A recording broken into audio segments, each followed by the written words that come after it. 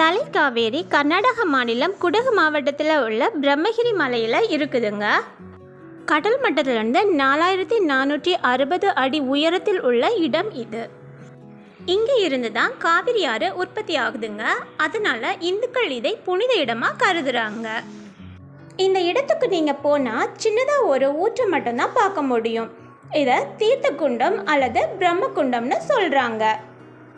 இந்த ஊற்றில் உற்பத்தி ஆகிற காவேரி ஆறு கொஞ்சம் தூரம் தரைக்கடியில் ஓடி அப்புறமா தான் ஆறாக வெளிப்படுது. இந்த இடத்துல தான் காவேரி அம்மன் கோவில் இருக்குதுங்க. காவேரி அம்மனை தவிர காவேரி ஆறு உற்பத்தியாக காரணமாக இருந்த அகஸ்திய முனிவருக்கும் அதுக்கு அருள் புரிந்த அகஸ்தீஸ்வரருக்கும் அந்த கோவிலில் தனித்தனி சந்நிதிங்க இருக்குது. அடுத்ததாக இந்த அழகான தலைக்காவேரிக்கு நம்ம எப்படி போகலான்னு பார்க்கலாம். குடகு மாவட்டத்தில் உள்ள மடிக்கேரிங்க இடத்துலேருந்து தலைக்காவேரிக்கு போகிறது ரொம்ப ஈஸிங்க. மைசூர்லேருந்து 118